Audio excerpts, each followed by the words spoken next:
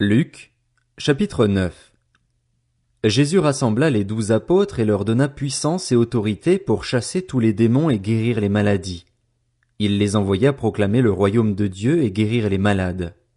Ne prenez rien pour le voyage, leur dit-il, ni bâton, ni sac, ni pain, ni argent, et n'ayez pas 2 chemises chacun. Quelle que soit la maison où vous entrez, restez-y, et c'est de là que vous partirez. Si l'on ne vous accueille pas, sortez de cette ville et secouez la poussière de vos pieds en témoignage contre eux. Ils partirent et allèrent de village en village. Ils annonçaient la bonne nouvelle et faisaient partout des guérisons. Hérode, le tétrarque, entendit parler de tout ce qui se passait. Il ne savait que penser, car les uns disaient que Jean était ressuscité, d'autres qu'Élie était apparu et d'autres qu'un des prophètes d'autrefois était ressuscité. Mais Hérode disait: J'ai fait décapiter Jean. Qui donc est cet homme à propos duquel j'entends dire de telles choses? Et il cherchait à le voir. À leur retour, les apôtres racontèrent à Jésus tout ce qu'ils avaient fait. Il les prit avec lui et se retira à l'écart, du côté d'une ville appelée Bethsaïda. Mais les gens l'apprirent et le suivirent. Jésus les accueillit. Il leur parlait du royaume de Dieu et il guérissait ceux qui en avaient besoin.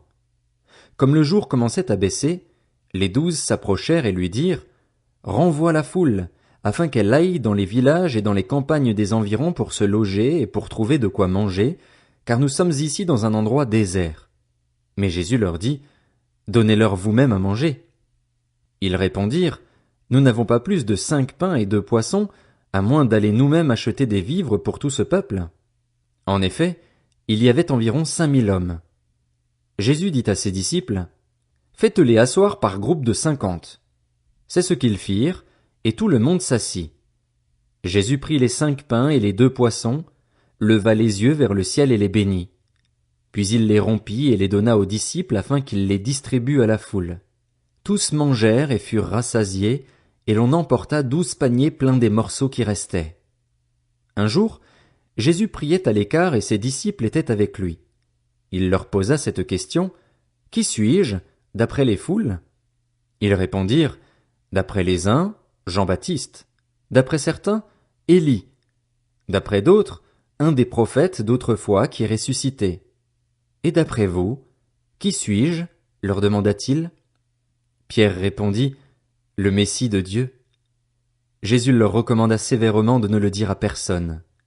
Il ajouta qu'il fallait que le Fils de l'homme souffre beaucoup, qu'il soit rejeté par les anciens, par les chefs des prêtres et par les spécialistes de la loi, qu'il soit mis à mort et qu'il ressuscite le 3e jour.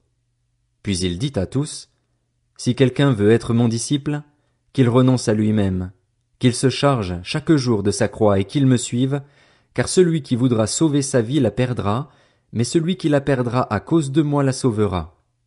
Que sert-il à un homme de gagner le monde entier, s'il se perd ou se détruit lui-même? En effet, celui qui aura honte de moi et de mes paroles, le Fils de l'homme aura honte de lui, quand il viendra dans sa gloire et dans celle du Père et des saints anges.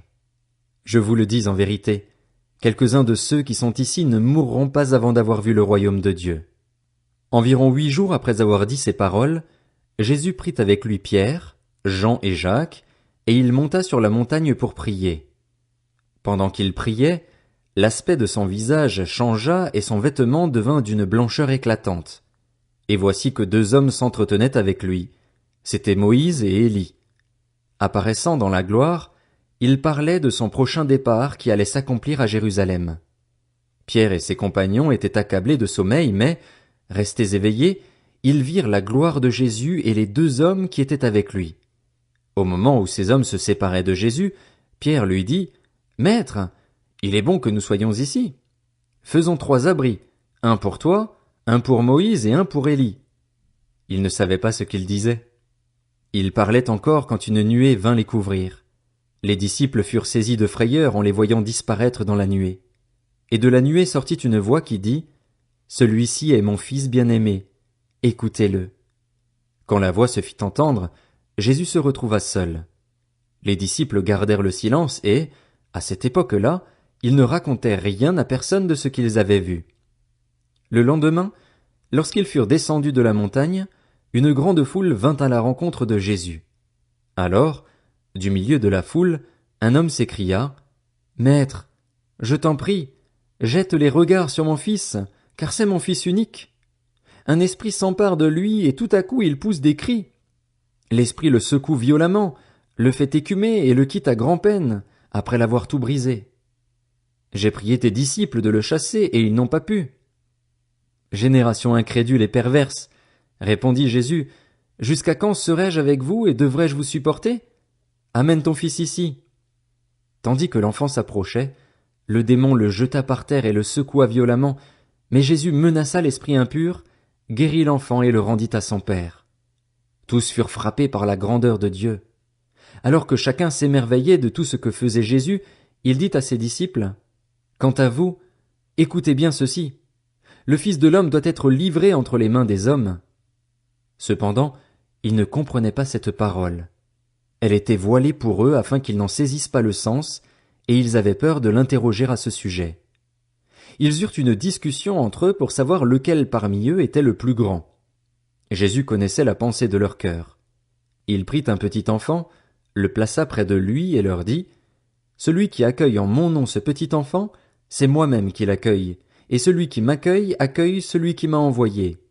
En effet, celui qui est le plus petit parmi vous tous, c'est celui-là qui est grand. » Jean prit la parole et dit, « Maître, nous avons vu quelqu'un chasser des démons en ton nom et nous l'en avons empêché, parce qu'il ne nous suit pas. » « Ne l'en empêchez pas, lui répondit Jésus, car celui qui n'est pas contre nous est pour nous. » Lorsqu'approchèrent les jours où il devait être enlevé du monde, Jésus prit la décision de se rendre à Jérusalem. Il envoya devant lui des messagers qui se mirent en route et entrèrent dans un village samaritain pour lui préparer un logement. Mais on refusa de l'accueillir parce qu'il se dirigeait vers Jérusalem. Voyant cela, ses disciples Jacques et Jean dirent, « Seigneur, veux-tu que nous ordonnions au feu de descendre du ciel et de les consumer comme l'a fait Élie ?» Jésus se tourna vers eux et leur adressa des reproches en disant, « Vous ne savez pas de quel esprit vous êtes animés. En effet, le Fils de l'homme n'est pas venu pour perdre les âmes des hommes, mais pour les sauver. » Et ils allèrent dans un autre village.